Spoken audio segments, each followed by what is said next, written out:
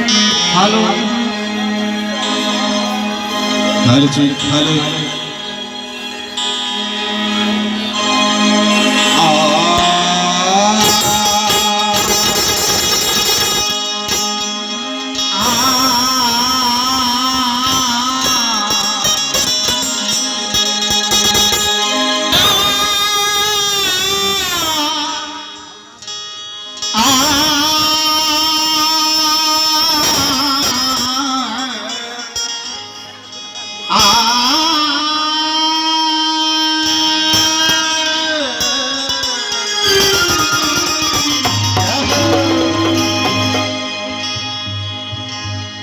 सब मिले आरती है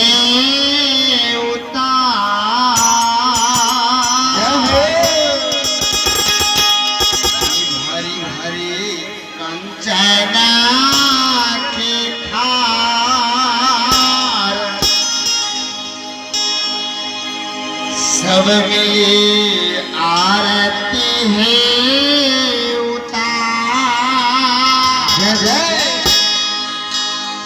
हरी हरी कंचना के थार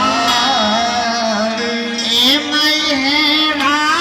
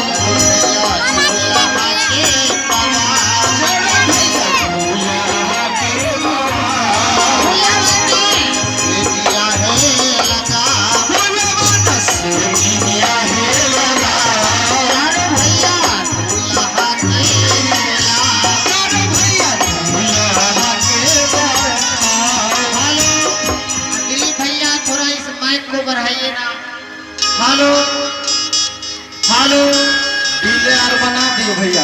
फुलवन से दिया है लगा, फुलवन से दिया है लगा, दूल्हा के सलावे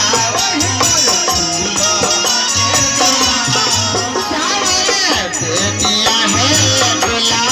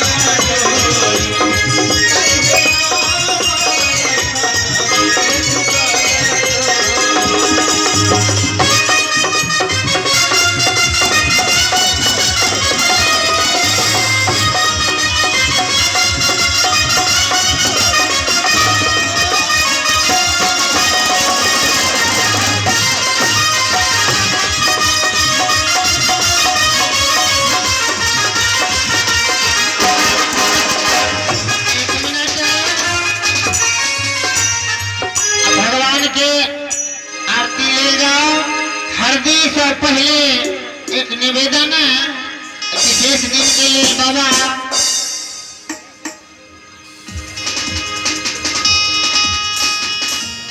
जब बारात अवध से आती है,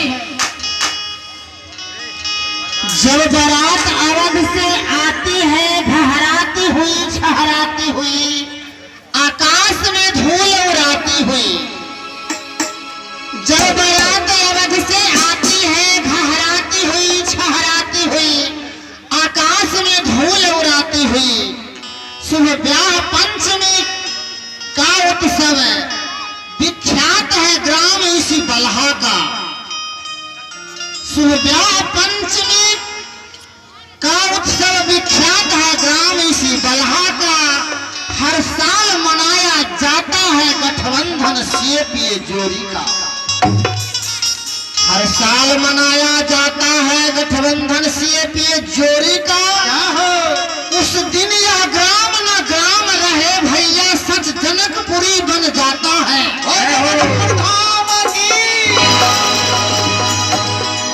उस दिन यह ग्राम न ग्राम रहे सच जनकपुरी बन जाता है। और जनभीर सजावट का वर्णन क्या कहूँ हृदय से कुचाता है।